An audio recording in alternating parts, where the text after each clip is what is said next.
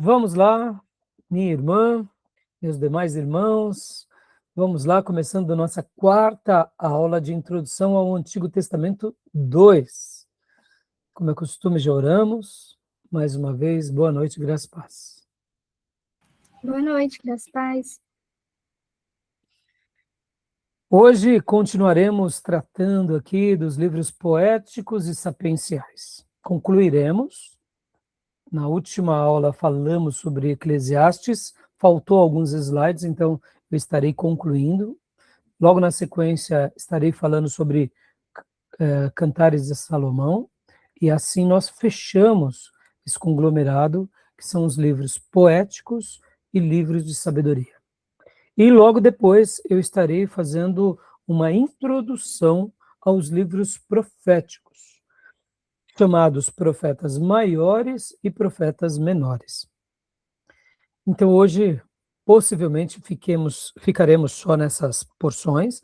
Se der tempo, mergulhamos já nos livros proféticos. Eu acho que não, porque tenho bastante material aqui para trabalhar e quero dissecar muito bem com vocês. Como é a quarta aula, ainda teremos, eu diria, por volta de mais 5 ou 6 aulas que a gente vai estar trabalhando sobre os demais livros. Tudo vai depender aqui como vai ser o desenvolvimento da sala.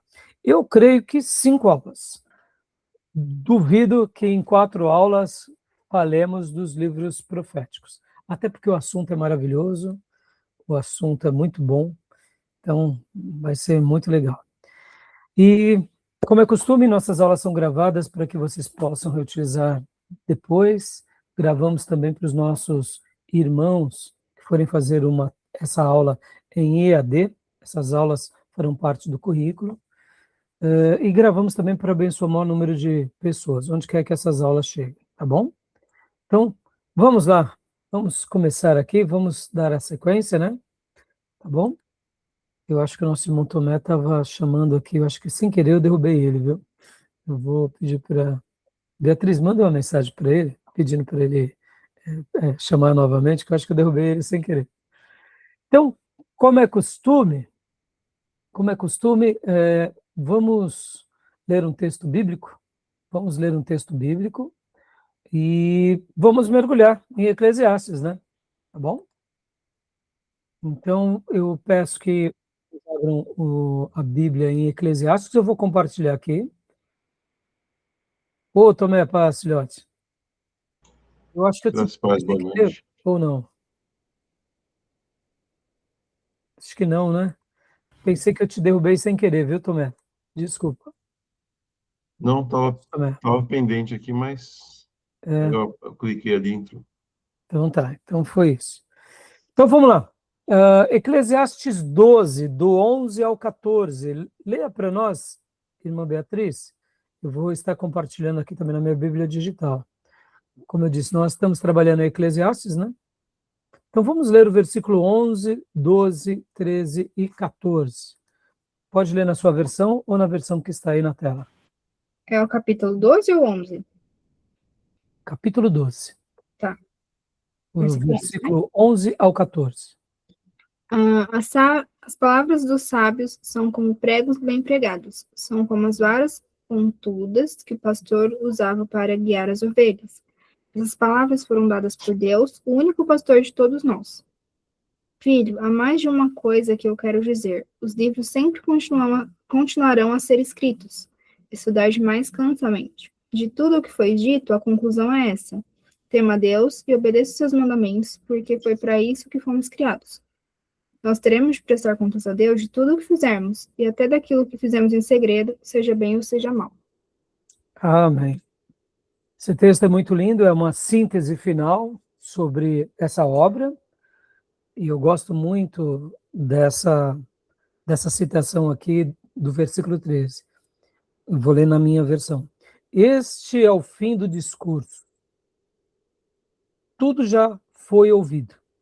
Teme a Deus e guarde os seus mandamentos, porque isso é todo o dever do homem, né? Lendo aqui nessa outra versão. Então, o texto de Eclesiastes faz essa síntese, tá bom? E é isso. Temer a Deus, porque um dia haverá um acerto de contas. Como disse na sua obra C.S. Lewis, naquela ficção que ele criou, chamado Uma Carta do Diabo ao Seu Aprendiz. Fica aqui essa indicação dessa obra. É um livro maravilhoso. O grande professor do passado, teólogo, escritor, C.S. Lewis, ele faz essa ficção. E aí, nessa ficção ele ensina o que seria uma guerra no mundo espiritual. E olha só que interessante. Nessa ficção, o diabo sobrinho perguntando para o diabo tio, que já é um ancião experiente, como se tornar mais habilidoso para destruir os seres humanos de se achegarem a Deus, que é o grande inimigo deles. Então é bem interessante que ali C.S. Lewis ele vai colocar, quando ele cita a pessoa de Deus, ali como é um discurso do diabo tio e para o diabo sobrinho, Deus é o inimigo deles. E o ser humano é o grande alvo, né? Então, olha só que interessante. E em um dos pontos, o tio está dizendo para o sobrinho, livra esse rapaz que você está querendo, né, trazê-lo para o nosso reino, livra ele de chegar perto daquele livro, o livro de Deus, ou seja, o livro do inimigo. Não deixe ele se aproximar. Mas se por acaso ele se aproximar, ele começar a refletir sobre a eternidade, sobre o que será no futuro, faça alguma coisa acontecer. Quando um ônibus passar, de repente, faça com que uma folha, alguém, fale com ele quando ele estiver tendo esses pensamentos muito profundos, para que esses pensamentos saiam dele. Porque aí ele vai parar de refletir sobre a eternidade e vai voltar ali para a vida real, para a luta contra, né, as pessoas, o trabalho. Ou seja, olha que interessante, né? Então, haverá um acerto de contas. E o sábio está dizendo aqui para nós, né? Teme a Deus, porque tudo se resume a isso. Ou tememos de verdade, ou não. E quem teme de verdade vai ter um acerto de contas. Tá bom, meus irmãos? Então, fica aqui essa recomendação dessa obra tão linda, né? Que é de C.S. Lewis, tá? Uma Carta do Diabo ao Seu Aprendiz. Eu lembro que eu li essa obra quando eu ainda trabalhava na Bolsa. E naqueles dias não tinha livros digitais, né, irmãos? Mal tinha smartphone. Então, o meu livro, eu tinha que colocar uma capa. Porque eu estava lendo muitas vezes no trem, no metrô, o pessoal olhava para mim e falava assim: Meu Deus, esse cara é aprendiz do diabo. Eu falei: Meu Deus, e eu notava uma cara de estranheza, né? E eu falava, puxa, eu tenho que ficar explicando para as pessoas. Eu pus uma capa, né? Quem era amigo falava: Ô pastor, que é isso? E os meus amigos no pregão falavam: Ô irmão, pelo amor de Deus, você está lendo? O que é isso? A carta do diabo ao seu aprendiz? Para com isso, sai daí. Ai, ai. Então, fica aqui essa indicação dessa obra. Alguém já leu esse livro? Não. Não? Então, fica aí a dica, tá bom? Paz, Diegão. Vamos lá, meus irmãos, vamos lá. Graças a Então, Deus, graças a continuando Deus. aqui a nossa aula, a última aula que nós tivemos, né? Vou pôr aqui para vocês. A gente já trabalhou um pouco sobre Eclesiastes. Estamos trabalhando aqui sobre o livro, texto que é aqui o do Ark Júnior, e também, né, os livros do Ellison e do Walton e do Hill. Inclusive, meus irmãos, na descrição dos nossos vídeos ou áudios, eu coloquei também aqui um link. Quem quiser, pode pedir aí nesses links, tá bom? Então, voltando aqui, meus irmãos, vamos lá. Aqui, compartilhando aqui com vocês, né? Olha só, voltando aqui para o nosso material. O pregador, a filosofia e o sentido da vida. Estão vendo? Tudo bem? Tá, conseguem ver?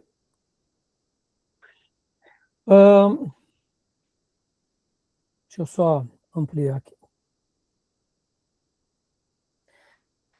O pregador, a filosofia e o sentido da vida, uma análise estrutural e teológica do livro de Eclesiásticos. Inclusive, esses slides é do Stanley Ellison, tá? Então, meus irmãos, a gente já viu aqui algumas coisas, né? Por exemplo, a origem hebraica, né? Kohelet, que seria a arte de proclamar, de pregar, por isso que é chamado também, né? Eclesiastes tem esse lado de ser o pregador, né?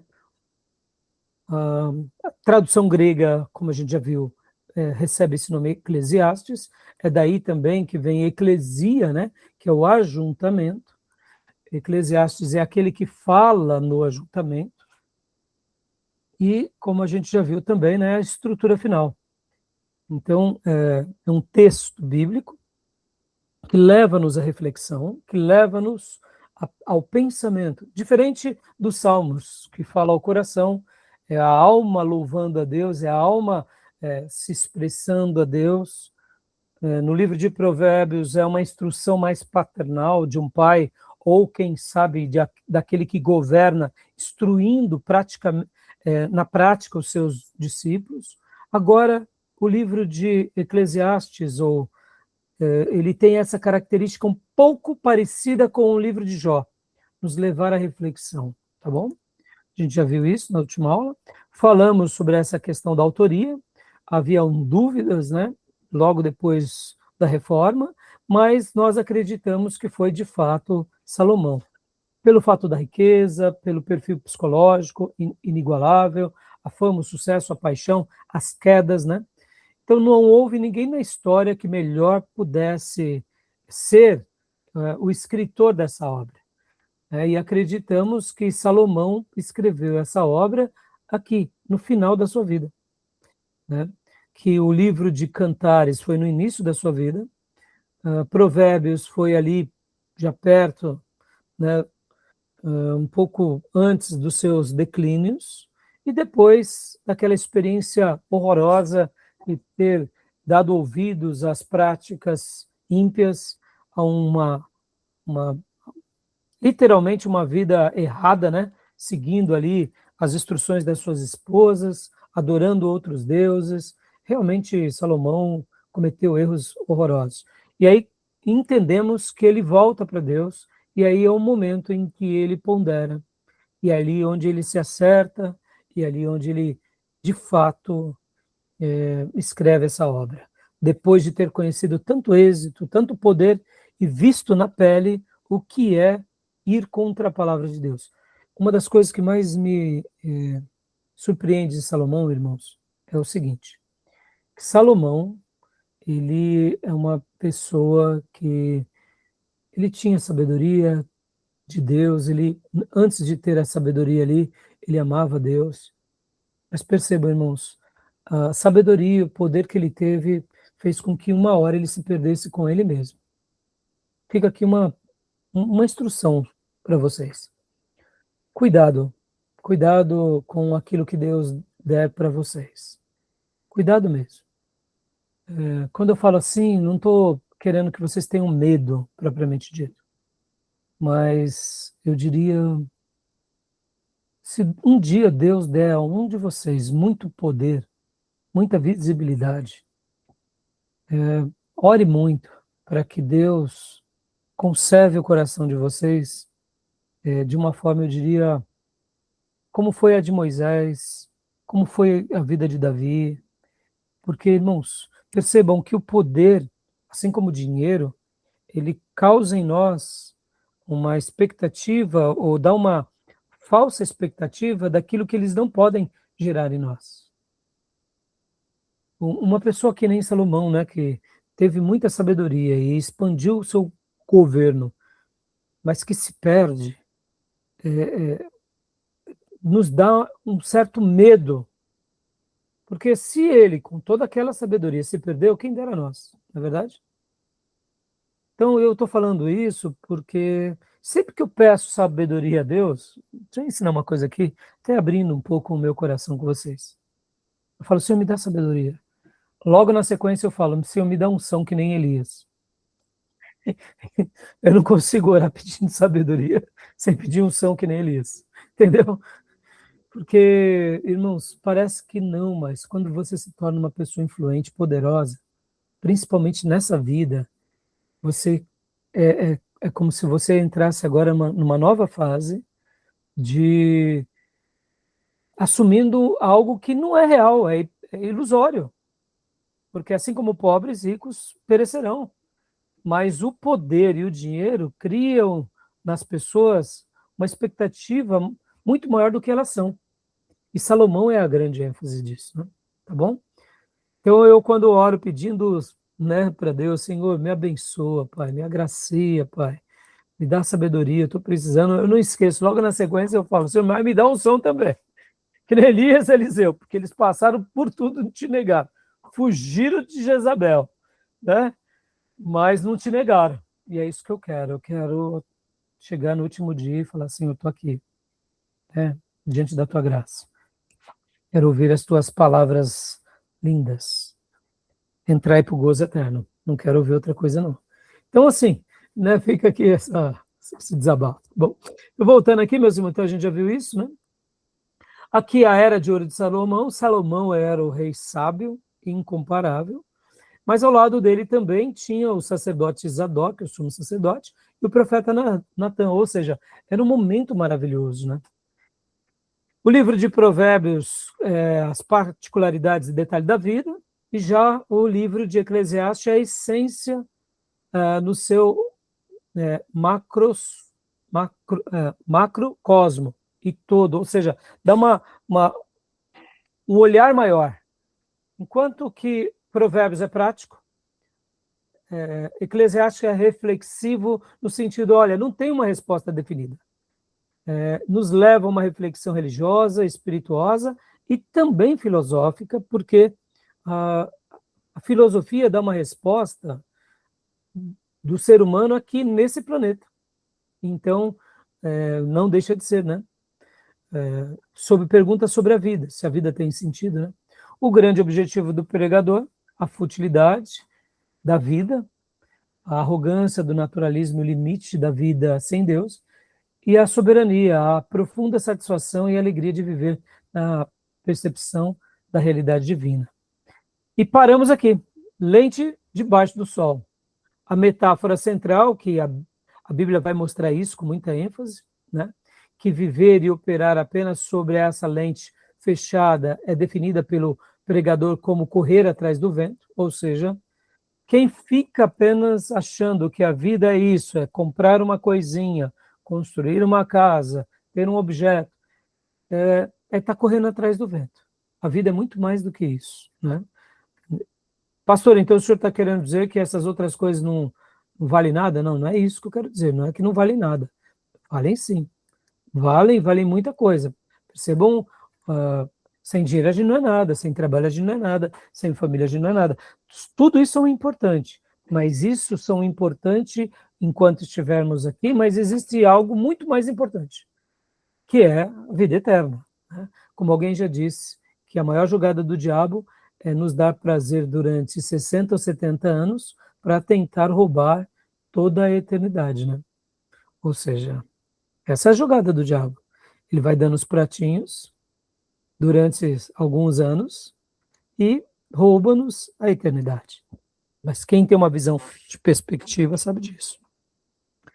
A premissa, a frase debaixo do sol, é usada 29 vezes no livro, refere-se estritamente ao ponto de vista do homem natural que não considera a revelação divina, trazendo esse homem, seja ele um filho de Deus ou não, a essa reflexão. Olha, debaixo desse sol, isso acontece com todos.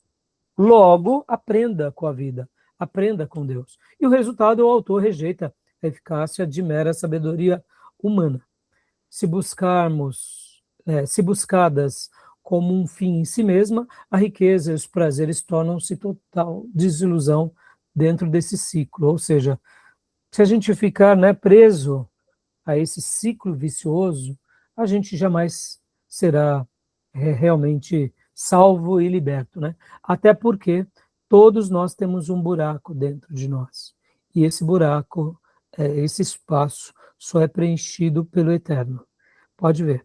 O ser humano busca em em direção a preencher esse espaço, com prazeres, com vícios, com sexo, mas na realidade esse espaço ele tem uma medida. A medida dele é a medida de Jesus Cristo. Quando a gente preenche esse espaço, por isso que nós não precisamos mais de nenhum outro pão, porque o pão da vida nos satisfaz para sempre. E nós não precisamos de nenhuma outra água, porque bebemos agora a água da vida. E a nossa sede eterna foi saciada. Encontramos o pão vivo de Deus, a água viva de Deus, e agora estamos plenos. Agora continuamos se alimentando dele, porque somos temporais, mas já encontramos o autor da vida, tá bom? Paramos aqui, tá bom? Tudo bem, então, até aqui? Tranquilo? Joia? Alguma pergunta até aí? Não? Continuando, então. Traços agnósticos e o método dialético, né? Lembrando que agnóstico é aquilo, é a pessoa que crê que existe o sobrenatural, existe Deus, mas ninguém teria o entendimento de, ou seja, Deus nos criou, mas até aí, quem sabe como é Deus, como é o mundo espiritual. Então, diante de tudo, a gente vai ver alguns traços agora, tá bom? Nós não cremos assim, nós não somos agnósticos, né? Pelo contrário, nós somos crentes, nós somos cristãos, acreditamos que Deus já nos se revelou em Jesus Cristo para nós. Já tinha se revelado no Velho Testamento por meio dos seus servos. Então, leia para nós, Beatriz, por gentileza. A tese naturalismo. Assumir rigorosamente a vida puramente debaixo do sol, sem apelar para Deus. Continua? Pode continuar. 2. O experimento. Testar os limites máximos do prazer, da riqueza e do lucro humano. Navegar o labirinto de enigmas. 3. A negação, que é o desespero. A constatação científica da futilidade absoluta, sem intervenção externa. Pois não? Sem intervenção externa, tudo termina na morte cega.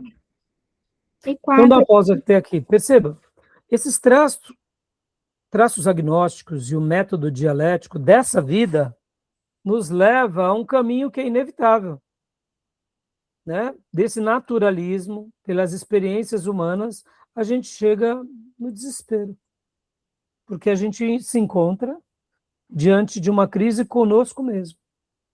No entanto, entendemos que o livro ele vai mostrar esses traços, mas ele vai dar uma resposta. A resposta é: olhe para Deus, como eu olhei. É aqui que a gente acredita, viu, meus irmãos, que Salomão escreveu esse livro no final dos seus dias, tá bom? Mas a gente não pode afirmar. É que, assim, é difícil imaginar que ele não tenha se consertado com Deus, né? Tá bom? Pode ler agora a síntese, irmã? 4. A síntese e intervenção divina. O verdadeiro propósito e a quebra do ciclo só são encontrados ao temer a Deus. Ou seja, esse quadro caótico, pode ver, irmãos, ele é só quebrado com Deus. Percebam como as pessoas sem Deus, ou mesmo quando elas têm uma religião, mas elas vivem a sua religião, eu diria, um pouco agnóstica, sem crer na atuação de Deus em nós, e pode ver que quando nos convertemos, a ideia do Deus impessoal ela é destruída. Não é verdade? Eu, por exemplo, me converti aos 17 anos. Como é gostoso você ter uma experiência do antes e do depois. Quem já nasce na igreja, cresce nesse ambiente sagrado, em algum momento ele se converte. Mas é um pouco diferente, porque quem cresce no mundo, quem cresce muitas vezes em outras religiões, com outros credos, tendo uma vida muito pregressa, como foi o meu caso, a gente acaba tendo uma experiência muito radical. O amor de Deus, como o Tomé pregou, né? Quarta-feira, mais uma vez, parabéns, viu, Tomé? Foi muito boa a mensagem. Ele nos constrange. Então a gente não se sente merecedor do amor, mas aceitamos e agora nos sentimos amados e envolvidos por um Deus presente.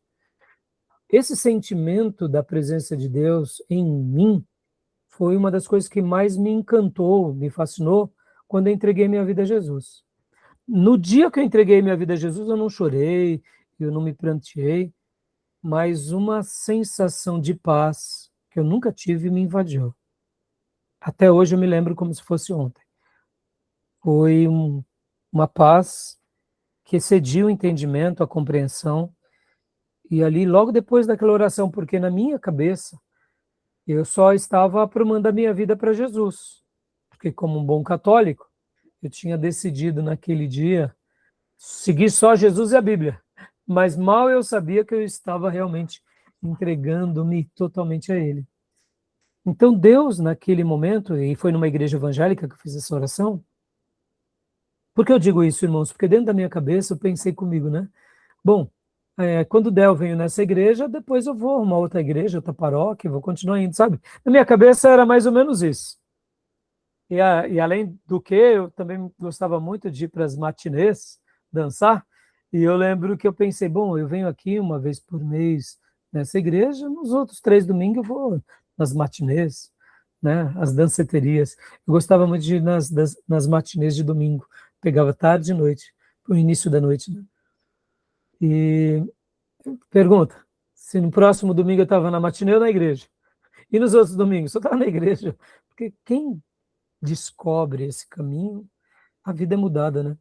Então eu pensei comigo, meu Deus, como foi maravilhoso domingo passado, eu quero de novo. Eu quero de novo, quando fui ver, nunca mais voltei.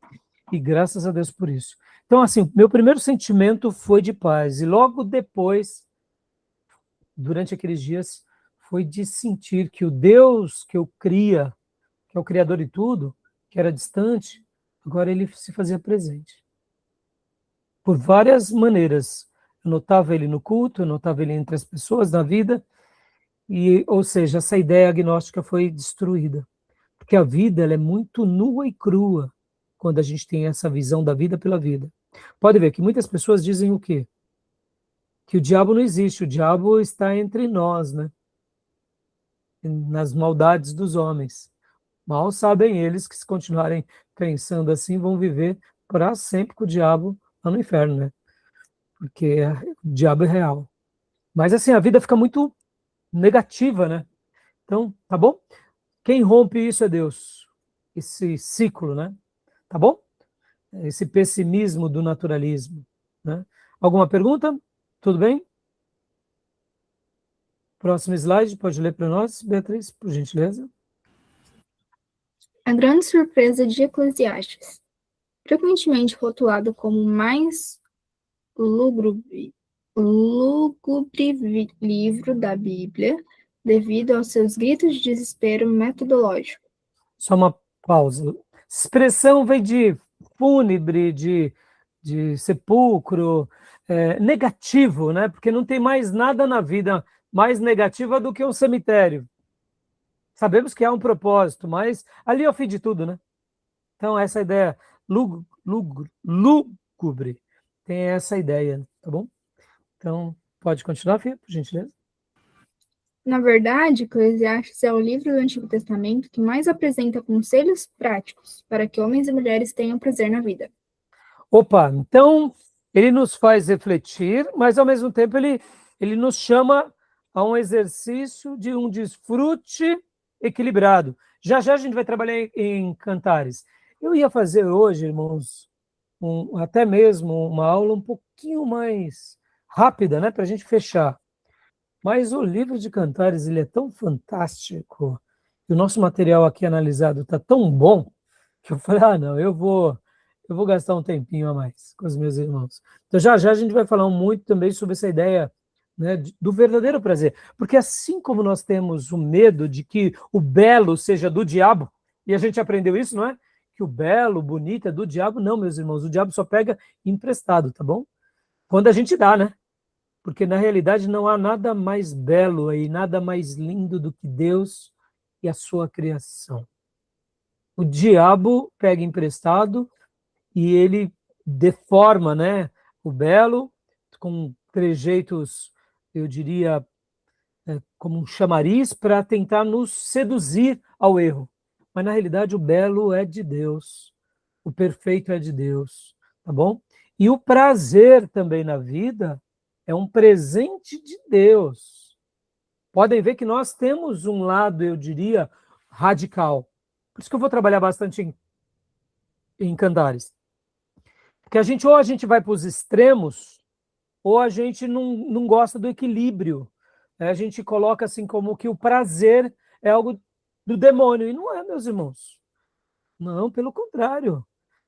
Desfrutar das conquistas é algo de Deus. O despojo é algo maravilhoso. Quando você conquista algo, né, depois de um sacrifício.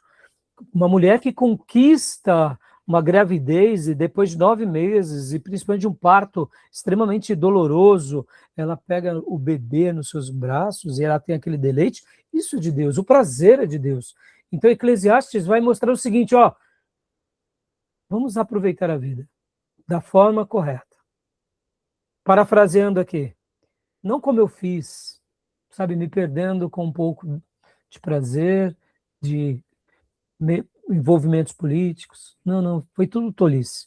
Vamos aproveitar da forma correta, porque eu vi que tudo passa, tudo é vaidade, tudo é poeira, né? Tudo, na realidade, é vento debaixo desse sol, né?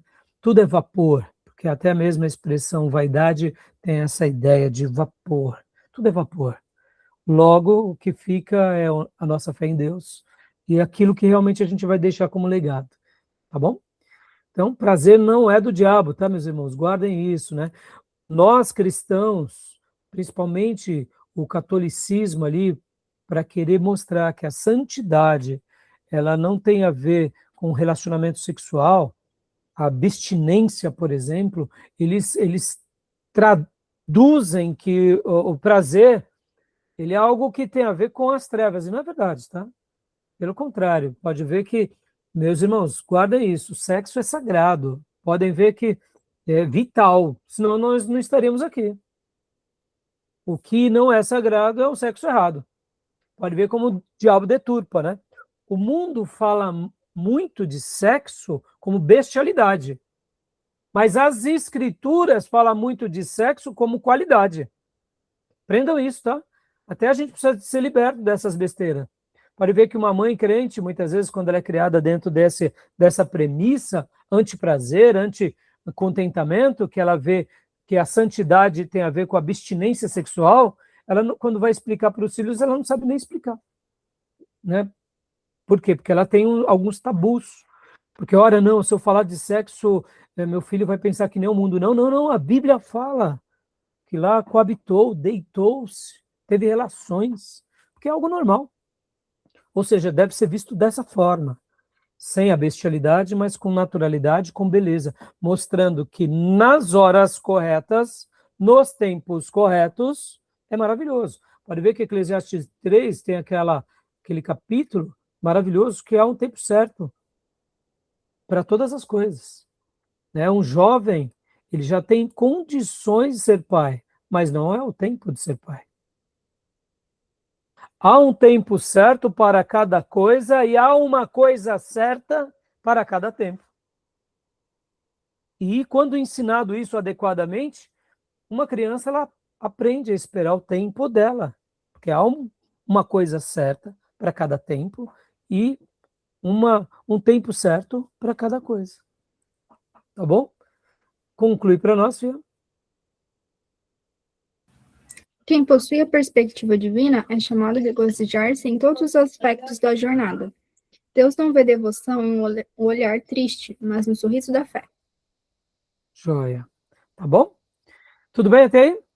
Tranquilo? Bem autoexplicativos, né? A arquitetura da alegria. Olha só que legal. Dê para nós, Beatriz, por favor.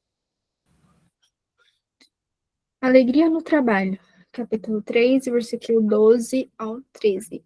Regozijar-se nos labores é uma dádiva direta de Deus, superando e redimindo as aparentes injustiças cotidianas. Nós associamos que o trabalho é fruto do pecado. Irmãos, guardem essa expressão aqui que eu aprendi lá no seminário, no STBnet. numa pregação com o professor Sérgio Mascarenhas, pastor, professor. Enquanto ele pregava, ele usou um termo que eu nunca mais me esqueci e cito sempre: o trabalho é sagrado. Logo, leia-se, tem DNAs divino. Deus trabalha até hoje. Amém, meus irmãos? Na eternidade de glória, governaremos, ou seja, desfrutaremos de uma certa autoridade debaixo da grande autoridade de Deus, fazendo obras para Deus. Como será isso? Não sei. Mas eu sei que nós governaremos com Ele, ou seja, nós estaremos realizando coisas no cosmos, no universo, no mundo espiritual. Não sei onde será. Eu sei que será. Por quê? Porque Deus continua trabalhando. Logo, o trabalho não é pecado. O suor que a gente tem, e a exaustão, e os abrolhos, e os espinhos, e a terra que foi amaldiçoada pelo pecado, aí dificultou um pouco mais. Aí sim, isso faz parte do que? Da nossa sentença. Pastor, então quer dizer que o senhor está falando algo que... Então, Adão, antes de pecar, ele trabalhava? Sim. Simples. Ele deu nome para todos os animais. Isso é um trabalho, meus irmãos. Aliás, uma das coisas mais difíceis é você dar nomes. Perceba os nomes científicos como são complicados. Porque chama-se leão, borboleta, porque chama-se mesa. A gente sabe, a gente aprende, né? A gente decora, vai sendo familiarizado. Mas quando a gente tenta classificar algo, é dificílimo. E ele trabalhava lá no Éden, mas ele não ficava exausto, ele não ficava enfadado, porque o pecado ainda não estava nele. Logo, a mulher também, possivelmente no Éden, iria ter filhos e não iria ter dores de parto. Ou seja, seria algo, me permita a comparação, tá, meus irmãos? Sabe quando nós precisamos de evacuar, que damos aquela...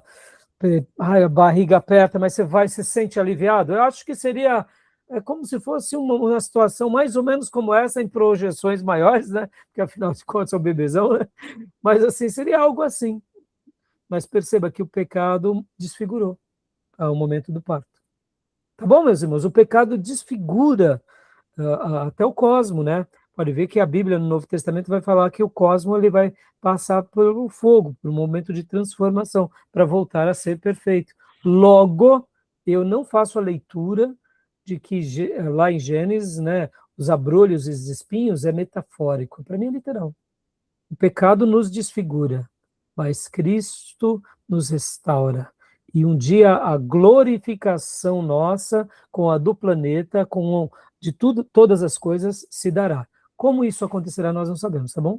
Então perceba que aqui ele está olhando para o trabalho nessa perspectiva. Pode ver, meus irmãos, o trabalho nos enobrece, o trabalho nos identifica. Pode ver que uma das coisas mais lindas que adquirimos na nossa vida é que depois que nós nos tornamos um profissional em qualquer área, proficiente em qualquer área, o nosso trabalho nos nomeia, né? Nós recebemos um novo nome. Você não vai ao João, você vai ao João Padeiro, ao João Copeiro, sapateiro, não é assim? Você vai ao doutor João. Ou seja, o ofício e a pessoa se misturam. Ao pastor Raimundo é um trabalho sacerdotal, mas não deixa de ser um trabalho. Ao professor Raimundo, perceba, o trabalho ele nos enobrece. Então, guardem isso. E deixa eu ensinar aqui algo que eu desenvolvi a partir desse ponto. Se o trabalho é sagrado, e o estudo? Ah, meus irmãos, pode ver que a gente só se torna algo estudando, sendo mentoreado. Logo, eu deduzo que também o estudo é sagrado, porque é por meio de um estudo diligente que nós nos tornamos um profissional proficiente. Então, lembrem disso, o trabalho é sagrado, o estudo é sagrado, tudo para a glória de Deus, tá bom? Joia? Alegria na riqueza, né? Leia para nós, Fia, por favor. Capítulo 5, versículos 18 ao 20. A prosperidade não é um fim, mas uma dádiva divina a ser recebida e usufruída com profunda gratidão. Deixa eu gastar um minuto aqui também com vocês sobre isso, meus irmãos. Quero até ler aqui com vocês 5,19. Olha só. Tomé, leia aqui para nós. 5,19, por gentileza. E quanto ao homem a quem Deus deu riquezas e bens e poder para desfrutá-los, receber o seu quinhão e se regozijar no seu trabalho, isso é dom de Deus. Guardem isso no coração e guardem esse versículo para o resto da vida de vocês. Riquezas e bens são dons de Deus. Logo, quem recebeu é porque foi galardoado por Deus. É dom, é cáris, presente. Logo, eu não preciso ficar correndo atrás. Se um dia, no livro eterno, o Senhor escreveu que nós seríamos, nada vai te impedir, meu irmão. E eu não preciso negociar a fé, criar uma igreja mercadológica, campanhas mirabolantes, barganhar a fé, porque eu preciso ser rico. Meu irmão, descansa. Se você tem um chamado no ministério e Deus quer te usar e te dar esse presente, você vai ter. Você não precisa se enveredar para os caminhos errados. Assim como na vida. Percebam, hoje a nossa sociedade e muitos irmãos estão correndo atrás do vento para serem milionários, mas eles bastariam conhecer um texto desse que eles descansariam. Porque qual é a diferença de ter esses dois dons, riquezas e bens, e de ser um profeta, de ser um pregador, de ser um mestre? Nenhuma, tudo é dom, meus irmãos.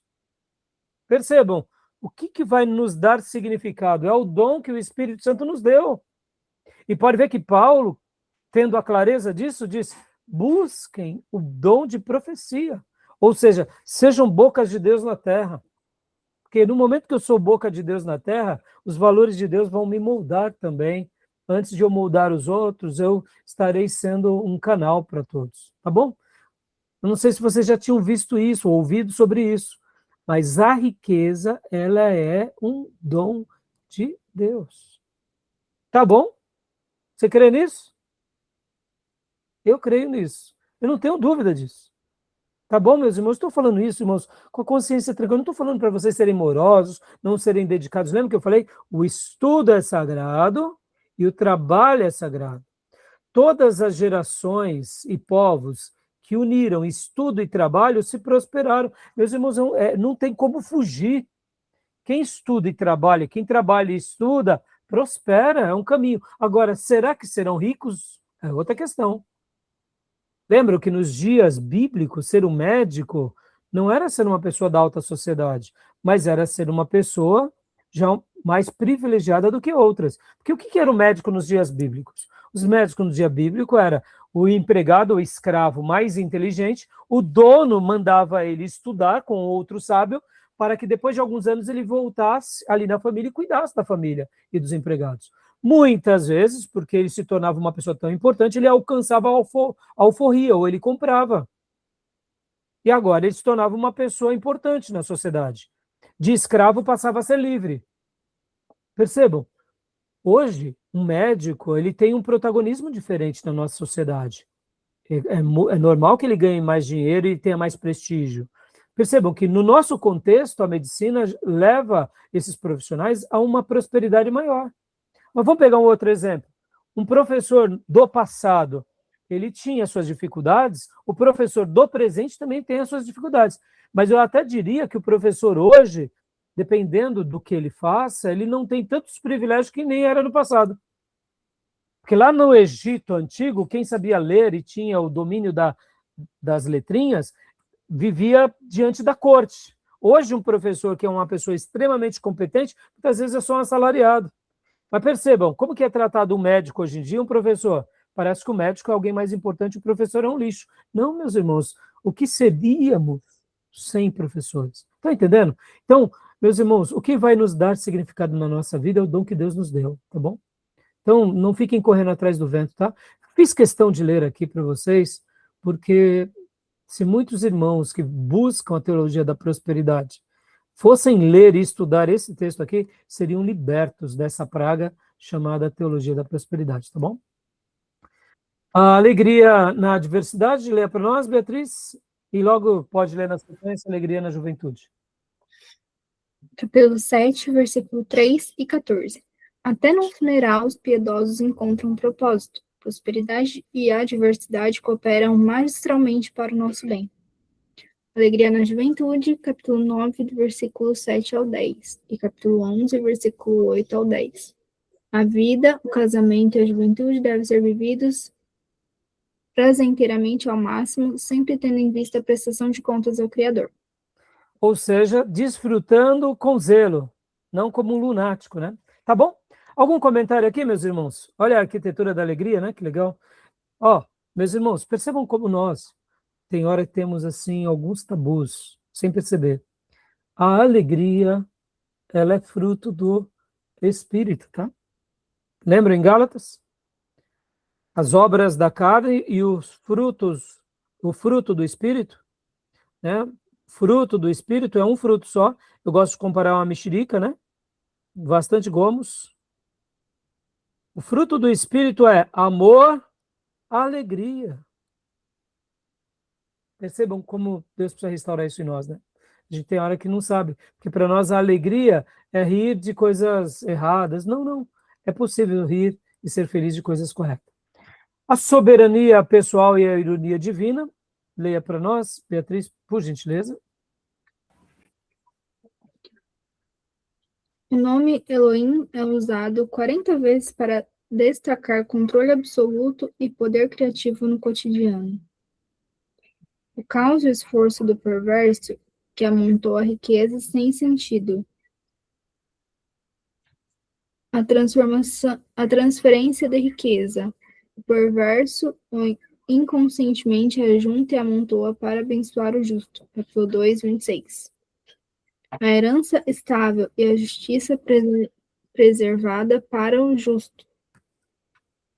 Controle total. Deus anula o orgulho humano e faz com que até a ira dos homens acabe por louvá-lo silenciosamente. Aqui mostrando, né, como Deus ele controla todas as coisas em meio a tudo. Por isso que seria quase que uma ironia divina nesse sentido. Quantas são as vezes que a gente acha que está no controle, né, irmãos? E aqui fica essa máxima, na realidade, Deus sempre está no controle o tempo todo, né? É Ele que está no controle, é Ele que nos guia, é Ele que nos orienta.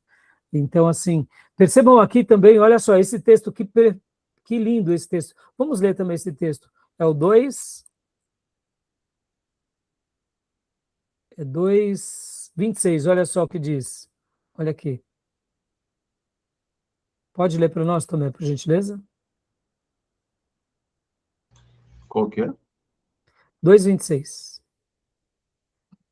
Porque ao homem que lhe agrada, Deus dá sabedoria e conhecimento e alegria, mas ao pecador dá trabalho, para que ele ajunte e amontoe, a fim de dá-lo àquele que agrada a Deus. Também isto é vaidade e desejo vão. Meus irmãos, guardem esse texto também, viu? Quem é fiel a Deus no pouco, que realmente ali se mantém, olha o que Deus está dizendo para nós.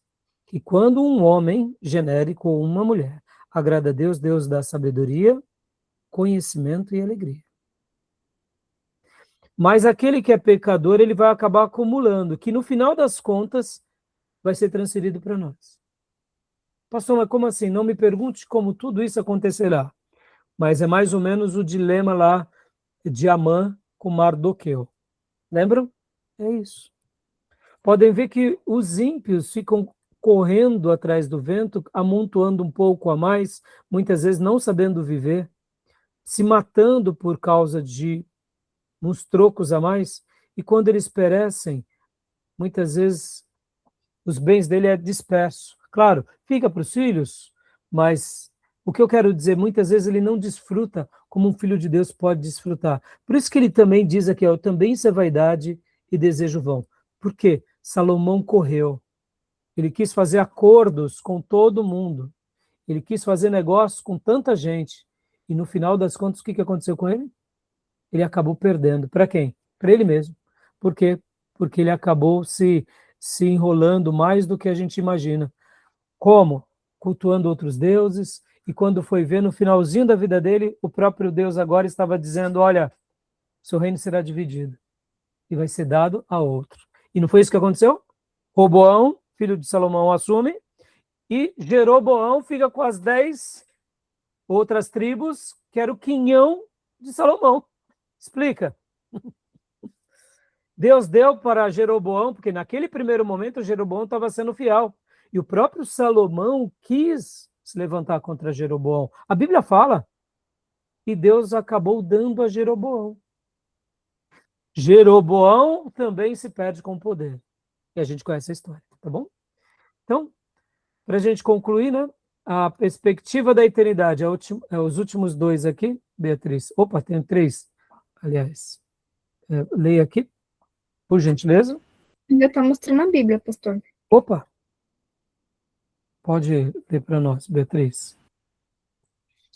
Eclesiastes é um dos raros textos do Antigo Testamento a delinear tão claramente a vida após a morte, a realidade inegável do julgamento divino. Continua? Pode continuar, por favor. A diferença fundamental. Os homens não são como os animais que retornam ao pó do esquecimento. Fomos criados para a eternidade. Peso no coração. Deus colocou a eternidade nos seus corações. Capítulo 3, versículo 11. Uma sede que a natureza não pode saciar. Destino final, todos marcham inevitavelmente para a sua casa eterna. Capítulo 12, versículo 5. Sabendo que Deus há de trazer a juízo todas as obras. Capítulo 12, versículo 14. A vida é um dom a ser desfrutado intensamente, mas sempre à luz do tribunal divino.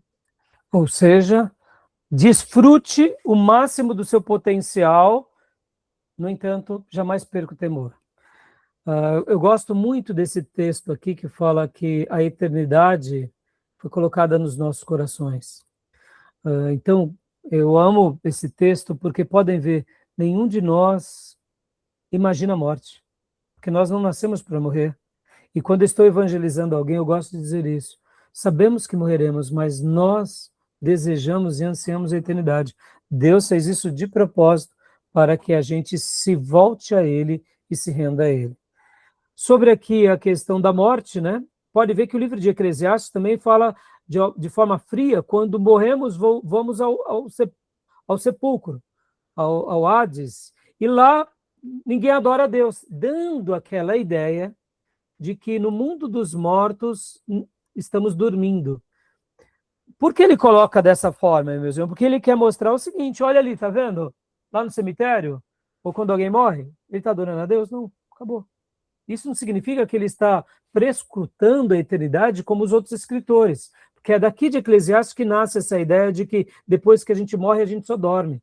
Mas podem ver que o próprio Jesus disse que nós seguimos o Deus de Abraão e de Isaac e de Jacó, ou seja, Deus de vivos e não de mortos. Os nossos irmãos estão já com Deus vivos. E na transfiguração, Jesus conversa com 2 vivos. Ali não é mediunidade, mas ali é um novo marco na história mostrando, chegou a era da graça, né? Por isso que os apóstolos, inclusive, não queriam sair do monte, tá bom? E é isso, meus irmãos.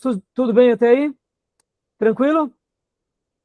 Vamos lá, então. Pastor, eu tenho uma pergunta rapidinho. Pode perguntar. Dessa parte de Eclesiastes 11, que ele fala, né, da alegria dos jovens. A gente tem essa ideia de achar que todos os jovens têm que ser alegres, né? Mas a gente está também em contraste com a sociedade hoje, por exemplo, no Brasil, é uma das mais ansiosas que tem. É porque, na realidade, nós confundimos e não definimos o que é alegria, né, Beatriz? A alegria bíblica ensinada pelas Escrituras como fruto do Espírito, ela é um estado de contentamento, ela não é risada, né? As pessoas, elas buscam sorrir, como se isso fosse a verdadeira alegria. Não, a alegria é um estado da alma. Você pode ser mais introspectivo. Lembra dos 4 temperamentos? Colérico, sanguíneo, fleumático e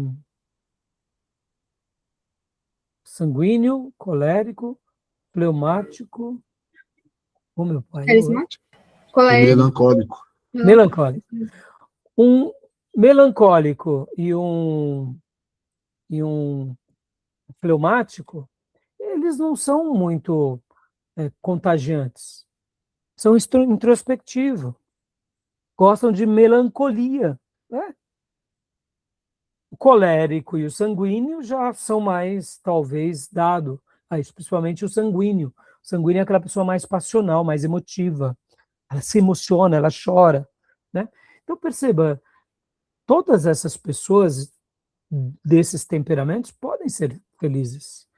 Porque a felicidade ela é um estado da alma. Lembra, assim como a felicidade, a alegria bíblica está para a bem-aventurança, a bem-aventurança está para a alegria. O que é a bem-aventurança? É uma felicidade humana? Não. É uma felicidade que transcende. É um significado em Deus, de contentamento, de prazer, de satisfação. A bem-aventurança é essa felicidade plena, que nós alcançamos, tendo ou não tendo, mas sempre sendo. A alegria é a mesma coisa. Pode ver, nós, a geração pós-moderna, temos muito entretenimento. Aliás, nunca tivemos tanto entretenimento na história mundial. E as pessoas, como você bem disse, são ansiosas, né?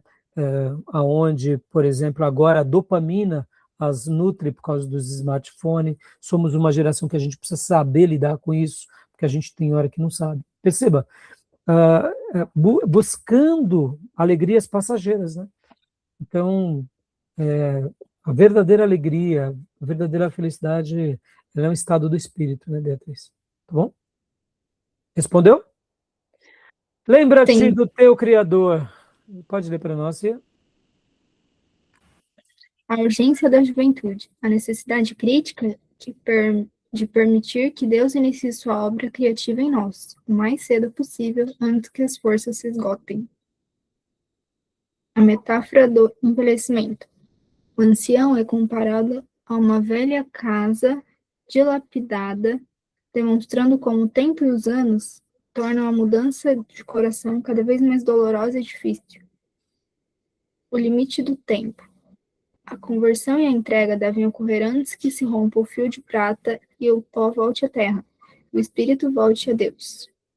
Capítulo 12, versículo 5. Perceba, né? Volte a Deus, e o texto sagrado diz que o deu, né? Perceba, mesmo ele sendo um livro pessimista, aqui ele está dizendo, o espírito volta a Deus. Alguns para viverem eternamente ao lado de Deus, outros para viver eternamente condenados. Mas perceba que o espírito volta, né?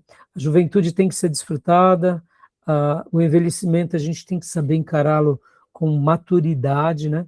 Gosto de uma frase muito boa do Dr. La Ribeiro, que é envelhecer sem ficar velho, dando essa ideia de que você seja um velho sábio, com saúde, ou seja, você vai ter menos disposição do que o jovem, mas você vai continuar produzindo, agora com mais qualidade, né? E o limite do tempo, ou seja, a gente tem que saber viver cada momento da vida com temperança, com equilíbrio e com temor, sobretudo, né? E o último, por favor. Ecos do único pastor, a cristologia velada de Eclesiastes. Experiência vicária.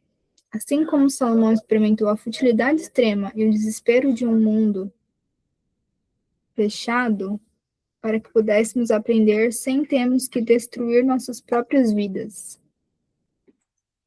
Maior que Salomão, Cristo suportou o abandono absoluto e o vazio extremo na cruz, para que pudéssemos compartilhar vicariamente de sua bondade e redenção eterna.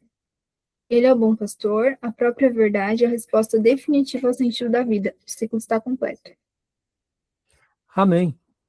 Então, minha irmã e meus irmãos, percebam, aqui Eclesiastes deixa uma mensagem linda. Agora guardem isso também, meus irmãos, só para a gente pôr uma pá de cal na teologia da prosperidade, naqueles que são discípulos de Salomão, que constrói templos para Salomão, porque tudo isso é uma arrogância humana. Deus não mandou a gente construir templo para Salomão, Deus mandou a gente construir igrejas. Fica aqui a minha denúncia, tá bom? Na realidade, qual que é a vaidade de se construir um templo para Salomão? É para mostrar o seguinte, olha, nós prosperamos. Percebam, Jesus ele nasce de uma família pobre. José era carpinteiro, era da linhagem de Davi. Maria também era da linhagem de Davi, mas eram pobres, mas eram incomparáveis. Jesus nasce numa manjedoura, não nasceu num berço esplêndido. Jesus foi viver uma vida simples, dependendo de pessoas, de amigos. Ele poderia sim ter se tornado Marajá dos seus dias, ele poderia sim ter se tornado alguém nobre, riquíssimo, mais do que Jó, mais do que Salomão, mas ele escolheu uma vida de modéstia. E a morte de Jesus foi na cruz. Jesus não morreu num trono de marfim, Jesus morreu numa cruz, e a coroa dele não era de ouro, prata e nem brilhantes esmeraldas. A coroa dele era de espinhos.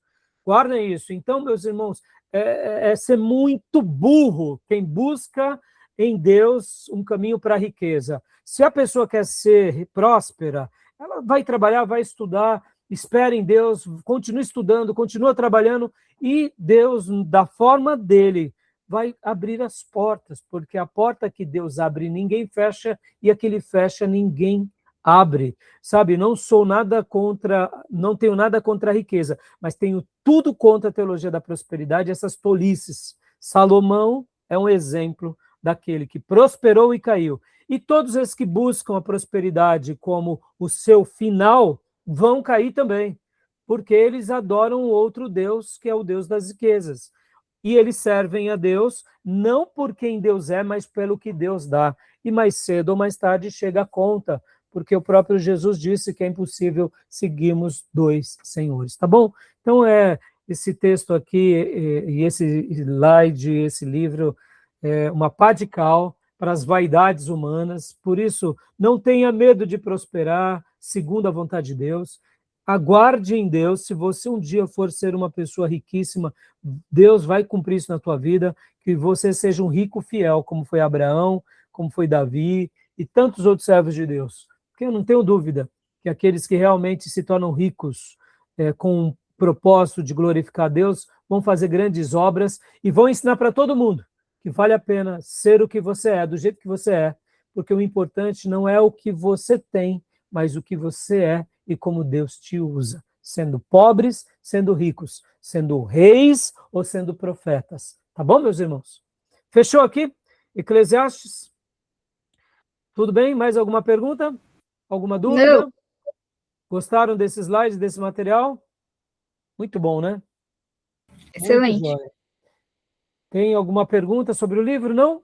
Então, meus irmãos, na próxima aula agora, né, logo depois dessa, a gente vai fechar aqui a nossa gravação, vamos para Cantares de Salomão, e depois nós vamos fechar, né, com a introdução aos livros proféticos. Como eu disse, eu ia dar uma aula bem rapidinho, mas eu falei, meu Deus, não, eu não posso. Eu não posso, diante dessa oportunidade. Porque, irmãos, hoje nós aqui, né, somos um dos povos protestantes, evangélicos, que mais somos assediados pela teologia da prosperidade, mais somos assediados pelo poder. Eu não posso passar rapidamente, sem ensinar os meus alunos, a dizer que você deve desfrutar da prosperidade que Deus te deu, e o poder que Deus te deu, e que você se mantenha temendo a Ele da forma correta. Porque senão, tudo isso será o quê? Será vaidade, né? Vai ser apenas um vapor. E tolos são aqueles que dedicam sua vida nesse vapor. Olhem para trás, esses 500 anos de protestantismo, quem nós lembramos foi quem foi fiel a Deus. Não foi quem foi rico, nem poderoso. Quando a gente olha para a história da igreja nesses 2000 anos, a mesma coisa. Quando a gente lembra da igreja primitiva, a mesma coisa. Não era quem era rico, quem era poderoso, era quem era cheio da graça, cheio do amor, cheio das virtudes, fazendo uma obra para Deus. É isso que importa para nós, tá bom? Então podemos encerrar? Alguma pergunta, meus irmãos? Não?